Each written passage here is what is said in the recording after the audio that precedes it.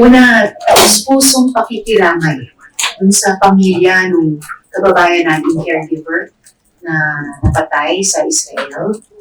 Balita nila sa media, taga Pangasinan sila. So, taus-pusong pakikiramay talaga. Panalangin sa pamilya. Yaka mula sa amin dito sa Senado sa pamilya. So, napakarami pa natin mga kababayan na in harm's way din dahil bilang nagtrabaho, nakatira o aking nag-aaral sa Middle East. Sana po talaga ay i-activate pangunahin ng Department of Migrant Workers at sa Department of Foreign Affairs bukod sa alert level system, yung paghahanda na kung may gusto magpa-repatriate ay makuha sila timely at ligtas na maiuwi dito sa ating bansa. At hindi lamang yun. Pag may pagpatulong makauwi, dapat may patuloy na tulong at suporta pagdating dito para sa kanilang trabaho o hanap buhay o enterprise at reintegration sa ekonomiya ng ating bansa. So yun yung immediate. Doon sa binanggit siguradong pag-spike ng presyo ng langis at lahat ng produkto at serbisyo kasi nakapeg sa presyong iyon, bukod sa mga urgent measures na pwedeng pangunahan ng Department of Energy, maganda rin sila ng komprehensibong at longer term na plano para sa energy security. Kasi hindi natin alam gano'ng katagal tatagal ito. Hindi natin alam gano'ng katagal din sarado ang Strait of Hormuz at immediate na impact na sisirit na ang presyo ng halos lahat, kundi ba lahat ng produkto at serbisyo hanggang dito sa ating bansa. We really hope, each one of us hopes and prays na hindi ito mag-spill over. Pero diba, kung anong nangyari sa Middle East or for that matter, any part of the world, makaka-apekto talaga sa buong mundo. Kasunod ng pag-atake iyon ng US at ng Israel sa Iran, nag-counter-attack naman ng Iran sa mga US facilities sa Middle East.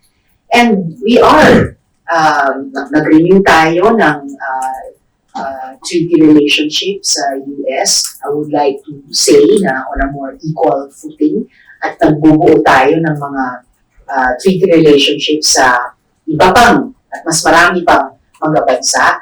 But, kumbaga, ang taas ng stakes for all countries in the world, kasama tayo. Kaya ang urgent call din ay bumalik sa negosasyon. May negosasyon ongoing. Huwag natin kalimutan between the US and Iran, facilitated by Oman.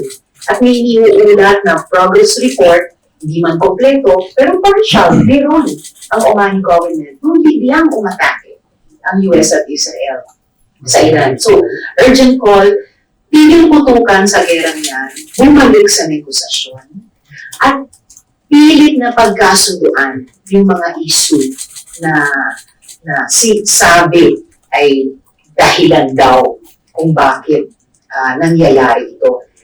Just the day before the attack, ang issue daw ay yung nuclear energy development program ng Iran. Which, by the way, last year, sinabi ng US government na reiterate na yung capacity na yun. Biglang the day of, hours after the attack started, naging regime change. No? So, pero kung ano man yung totoong at yung pagdadahilan ng mga issues, basta piniputukan mo na, i-secure yung kaligtasan ng dumadaming tao na nangyari, pati yung ating mga kababayan Pilipino, bumalik sa negosasyon. Ibalik yung rule ng international. Ang progress po sa hanay ng opposition and reform-minded and modernizing groups ay patuloy ang aming pagbubuo ng pagkakaisa para pumili ng isang standard bearer na ilalaban sa 2028 kasama ng isang buong sila. Well, the earlier, the better, I believe, para maka-alok at maka-attract ng suporta mula sa ating mga kababayan. But we're going through that process very seriously. Several of us are are open or willing. So ako, umaasa ako na mas maaga kaysa sa mas huli ay makapag-anunsyo na kami.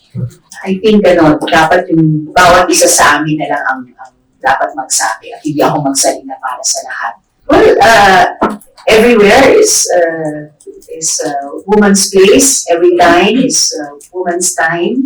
So kung ano man ang kakasundo ng nagkakaisang mga pwersa para sa 2028. Nandun lagi ang mga babae kasama. Well, my only reaction is that if and when may i-transmit na impeachment complaints dito sa Senado, lagi kami laan na maging senator judges. At ako din. So, nag-aanda na rin ako may i-transmit sa amin na mag-desisyon at pumoto batay sa mga ebidensyang ipipresenta sa amin at that time. Bukod sa, siyempre, in-airing ulit noong nakaraang kongreso, mag-review ulit kami ng Legis Unit ko kung ano yung prosesong dadaanan ng isang impeachment trial. Kung sakali mangyari na dito, yun po, yung ganong klase mga paghahanda. Yung mga pagbabatayan ko lang yung lumabas sa balita kung bakit nila withdraw, kung bakit hindi nila ito ay mabuti para sa kanilang ina-advocate. Beyond that, hindi ako dapat mag-comment sa trabaho ng House, basta dito sa Senado, alam ko yung duty ko at pinaghahandaan ko yun. Whether before or after any declaration of anyone, ang isang impeachment complaint mula sa mamamayan at kung ito ay transmit ng House at kung ito ay binigyan ng isang Senado bilang impeachment trial court, yun at its heart, paghingi ng mamamayan ng accountability sa lahat ng aming pinakamataas na elected officials. It should not be reduced to anything else, not even election. So, meron siyang halaga in and of itself. At pahalagahan namin at pakaiingatan namin dito sa Senado. Ang walking on eggshells ko lamang ay to do my duty properly as a senator judge. Kung anumang mga proseso ang napang-abot sa isa't isa, impeachment noon, kung magkaroon ulit ng impeachment ngayon, kung may palapit na eleksyon, nagkakataon ito. And for each process, dapat harapin o balikatin ito ng tama. Maligayang, pandaigdigang buwan ng kababaihan, mga kabaro. At salamat sa mga lalaking kapatid na mga kaalyaga namin.